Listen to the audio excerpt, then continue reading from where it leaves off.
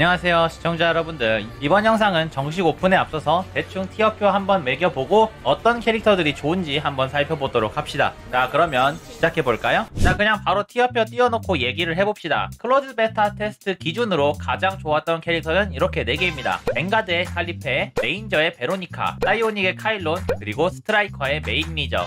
제가 플레이했던 기준 바탕 플러스 커뮤니티의 유저들 의견을 생각해봤을 때 CBT 기준으로 가장 좋았던 카드는 이렇게 4개입니다. 자, 그럼 각각 이 캐릭터들이 왜 사기였는지 한번 살펴보도록 해봅시다.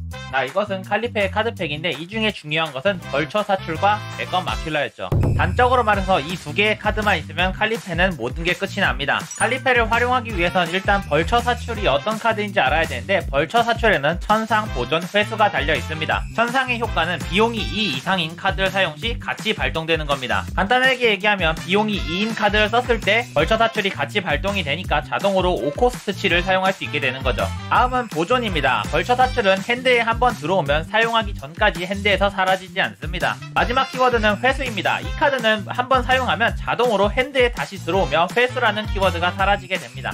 그 다음은 대검 마큘라입니다. 핸드에 벌처 사출이 있다면 이 카드는 핸드로 이동하며 1턴간 비용이 1 감소합니다 라는 효과가 달려있죠. 그래서 단순하게 이 2개의 카드만 쓰는 것으로도 꽤 강력한 힘을 낼 수 있지만, 번뜩임으로 대검 마큘라를 강화하고 벌처 사출조차 강화된 상태라면 훨씬 더 강력하게 사용할 수 있죠. 게다가 나머지 카드인 위압에도 천상을 붙일 수가 있으며, 재집결 카드를 선택 드로우로 바꾼다면 언제든지 벌처 사출을 패로 가져올 수도 있죠.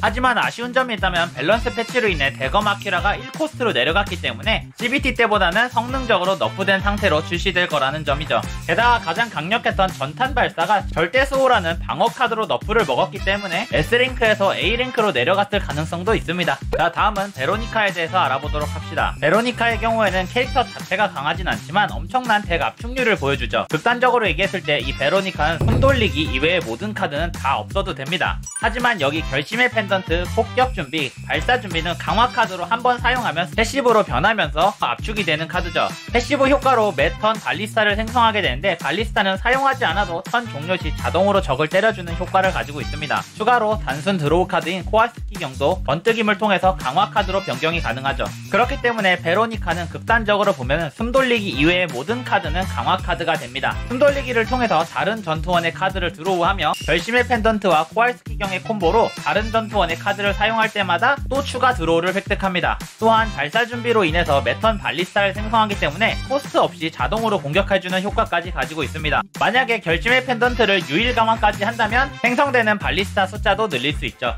자, 다음은 카일론입니다. 카일론은 기본적으로 허무라는 스킬을 생성하면서 싸우는 딜러입니다. 특정 카드를 사용할 때마다 이 허무라는 카드가 덱풀에 추가가 되는데, 허무는 그냥 두면 저주 카드나 다름없는 쓰레기 카드죠. 그래서 이 허망의 서약이란 카드를 통해서 허무 카드를 공격용으로 바꿔야 하는데, 번뜩임을 통해서 허무 카드를 0코스트로 바꾼다면 매우 강력한 캐릭터로 변화할 수 있습니다. 이후에는 그렇게 생성된 허무를 소모하는 것으로 블랙홀과 소멸의 낙인을 더 강하게 만들어 강력한 데미지를 입히는 캐릭터입니다. 특히 카오스 던전에서 전용 무기라고도 볼 수 있는 불발된 플라즈마 본보를 얻게 되면 엄청나게 강력해지죠. 대충 이런 느낌으로 사용하시면 됩니다. 스킬을 써서 허무를 패에 쌓고 나서 허무를 한 번에 소모하면서 추가 데미지를 입히는 것으로 극딜을 넣으면 되는 캐릭터죠. 마지막은 메이린입니다. 클로즈 베타 테스트 기준으로 카일론이 광역 딜러의 원탑이었다면, 메이린은 단일 딜러의 원탑입니다.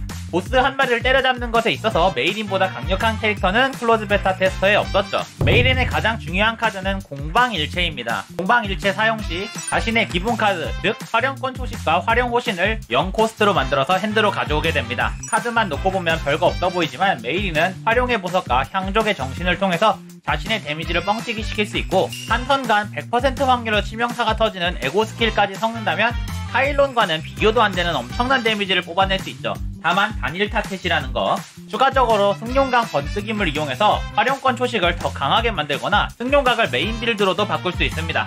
거기에 더해서 공방일체 카드를 기본 카드가 아닌 자신의 카드 드로우로 바꿔서 승용각이나 활용경천을 끌어올 수도 있죠. 마지막으로 전용템이나 다름없는 비웃는 단도와 눈 없는 것들의 눈동자까지 착용하면 카일론의 데미지의 몇 배쯤은 단숨에 뽑아내는 최고의 캐릭터가 될 수 있죠. 이런 느낌으로 사용하시면 됩니다. 버프를 바르고 공방일체를 통해서 새로운 카드를 불러온 뒤에 그 카드로 공격을 하고 승용각, 마지막으로 활용경천까지. 물론 지금 이 장면은 연출된 장면이긴 합니다. 자, 그러면 다시 티어표로 돌아와서 S랭크에 속해있는 4명의 캐릭터에 대해서 설명을 해드렸습니다. 그리고 나서 A랭크, B랭크, C랭크, D랭크까지 밑에 캐릭터들이 있는데 사실 B랭크만 되어도 그렇게 밀리는 수준은 아닙니다. 왜 밀리게 되었냐? 단지 얘네들보다 더 좋은 캐릭터가 있습니다. 리는 단일 딜러의 스트라이커 캐릭터입니다. 그러나 A랭크에 있는 휴고보다 딜이 약해요. 그리고 A랭크의 휴고는 이 S랭크에 있는 메이린보다 약하기 때문에 상대적으로 티어가 아래쪽으로 밀리게 된 겁니다. 반대로 패순환이나 코스트를 챙겨주는 캐릭터들도 베로니카에 비해서 미카라던가 카시우스라던가 캐릭터들이 밀리기 때문에 베로니카가 S에 있고 나머지 캐릭터들이 밑으로 내려가 있는 거죠. 자, 그러면 이번에는 티어별로 나누는 게 아니라 포지션별로 나눠보도록 하겠습니다. 포지션은 총 6개가 있어요. 스트라이커, 헌터, 레인저, 뱅가드, 컨트롤러, 사이오닉이 있습니다. 스트라이커 같은 경우는 단일 딜러 캐릭터들이에요. 한 명만 죽어라 패는 애들이죠. 그리고 헌터 캐릭터들 같은 경우에는 탄환이라는 아이템이 있거든요. 그걸 사용합니다. 탄환을 생성하고 탄환을 베이스로 플레이를 짜나가는 녀석들이 헌터입니다. 레인저 같은 경우는 제 생각에는 서브 딜러예요. 특수한 기믹을 가진 서브 딜러들이라고 생각을 합니다. 예를 들면 베로니카의 발리스타가 있겠죠. 5성인 휴고도 평소에 자신에게 사냥개시라는 스택을 쌓아둡니다. 이 사냥개시는 아군이 적을 때릴 때 사냥개시 스택이 쌓여 있으면 같이 한 대 더 때려줍니다. 셀레나의 표식 역시 그런 느낌입니다. 자, 다음은 뱅가드인데 뱅가드는 말 그대로 방어형 캐릭터들입니다. 칼리페의 기본 공격인 채찍질에 방어 기반 피해가 달려있죠. 동일하게 5성 뱅가드인 마그나에게도 방어 기반 피해가 달려있습니다. 이런 녀석들이 뱅가드에 속하죠. 다음은 컨트롤러인데 컨트롤러들은 유틸이라고 생각하시면 됩니다. 버프, 디버프, 코스트, 패순환 등 여러가지 유틸을 가지고 있습니다. 예를 들어 카시우스는 이런 카드를 가지고 있고 레이는 이런 카드를 가지고 있습니다. 마지막으로 니아는 이런 카드들을 가지고 있죠. 그러면 남은 포지션은 사이오닉입니다. 사이오닉에는 5성인 카일론과 4성인 트리샤가 있는데 각각 기믹 딜러입니다.